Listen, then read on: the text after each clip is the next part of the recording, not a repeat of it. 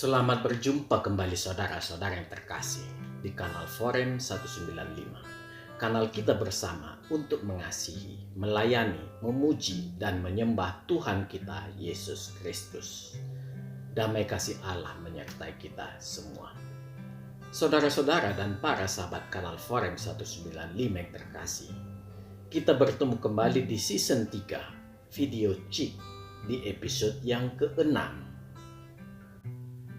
Saudara-saudara yang dikasihi Tuhan, bila kita misalkan kitab suci Al-Langit bagaikan ruang kontrol sebuah peluru kendali, maka kita bisa melihat bahwa sasaran tembak dari rudal tersebut adalah kekristenan.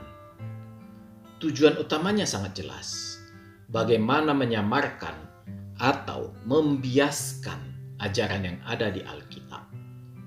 Memang, cara iblis dari dulu dalam menjatuhkan umat manusia adalah dengan membuat manusia meragukan perintah Allah. Cara-cara iblis semakin lama semakin halus.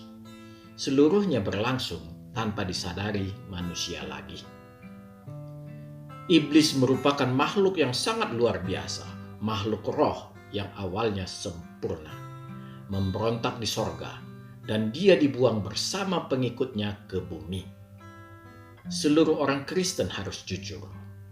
Memang kita tidak akan sanggup melawan iblis yang terusir ini dari sorga seorang diri. Jangan ada orang Kristen menyombongkan diri, merasa sanggup melawan iblis.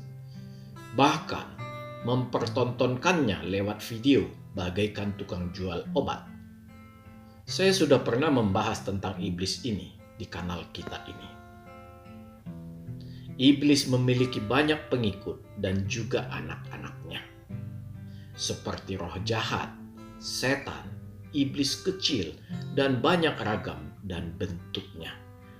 Tetapi kalau yang dimaksudkan adalah iblis yang sesungguhnya, sangatlah luar biasa. Dia yang dulu di sorga bernama Lucifer, yang begitu gilang gemilang, yang mampu menyeret sepertiga malaikat sorga untuk memberontak. Iblis dan manusia berbeda dari unsur pembentuknya. Manusia terbentuk dari tanah dan diberi Allah roh kehidupan. Manusia bukan makhluk rohani, tetapi memiliki identitas rohani yang ilahi. Berbeda dengan iblis, seluruh unsur pembentuk iblis adalah roh. Karena itu, iblis adalah makhluk rohani.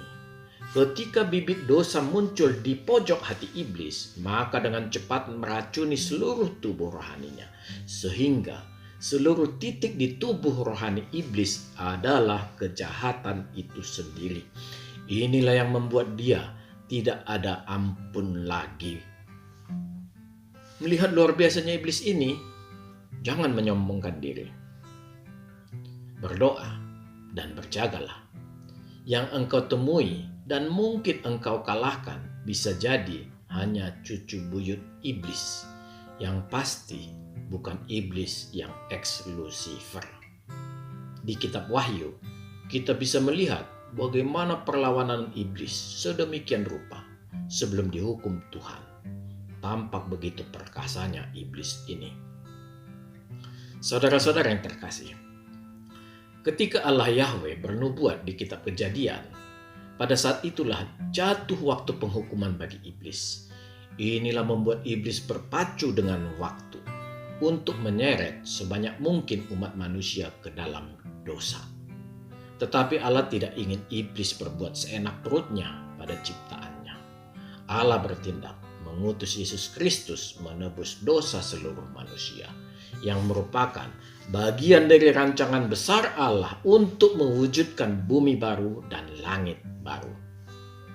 Manusia mulai lahir baru secara rohani. Banyak yang mengikuti Tuhan Yesus Kristus karena ajarannya yang berdasarkan kasih sesuai dengan hati nurani manusia, yaitu roh manusia yang diberi Allah ketika menciptakan manusia. Sangat berbeda dengan ajaran iblis yang hanya memuaskan nafsu duniawi.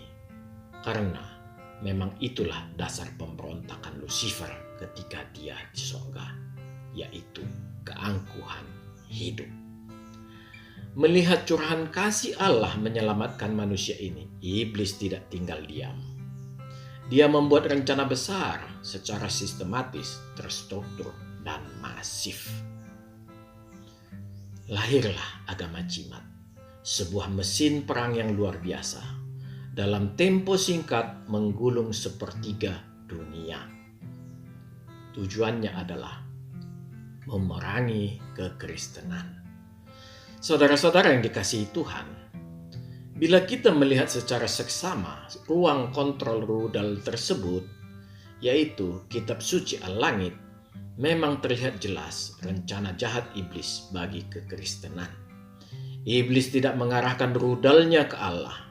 Semua yang tertulis di Al-Langit tidak ada yang melecehkan Allah, tetapi menyamarkan seluruh cara kerja Allah dan menggantinya dengan Allah versi iblis. Mengapa iblis tidak menyerang Allah?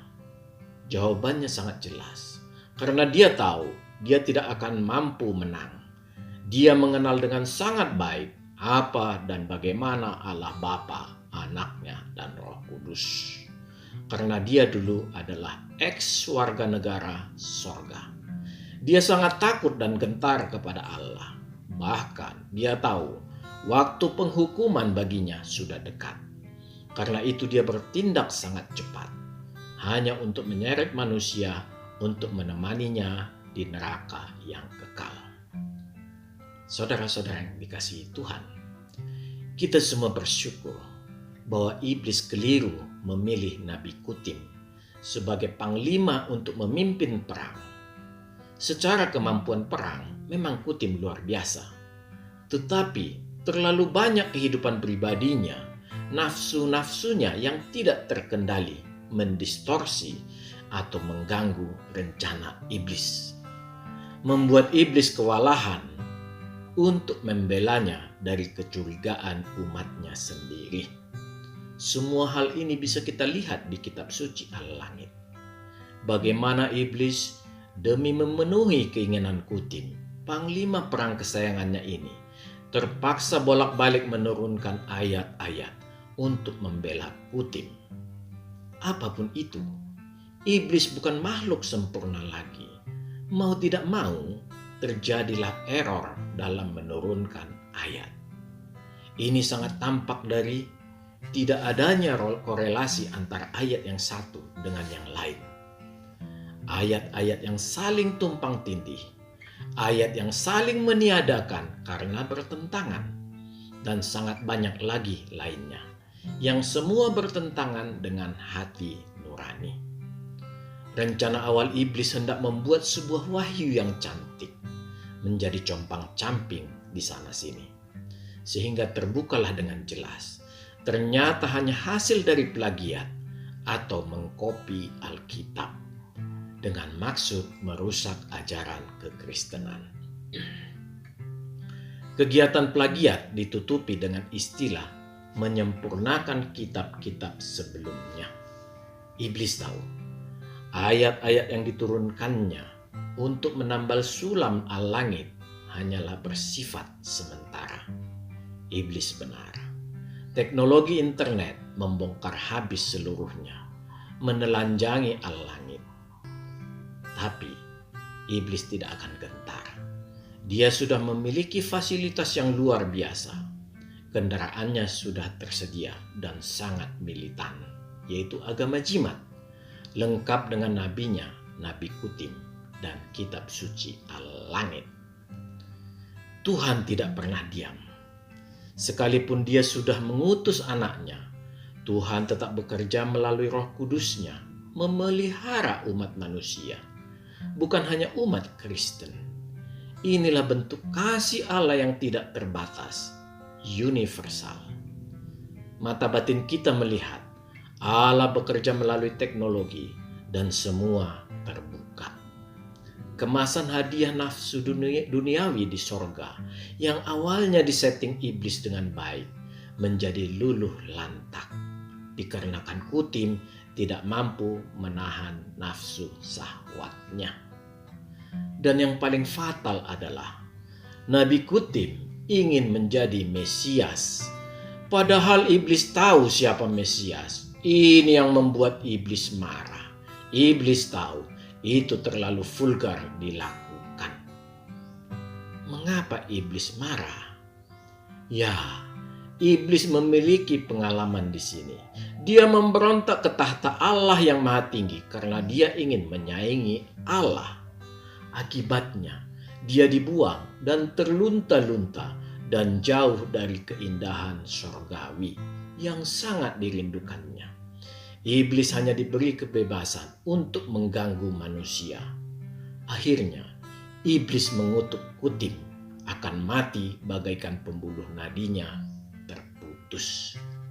Terjadilah demikian. Panglima perang itu mati di bawah kutukan iblis. Dia mati akibat racun yang diberikan seorang wanita yang dirampas dari seorang suami dan kelompoknya, yang semua habis dibasmi Kutim.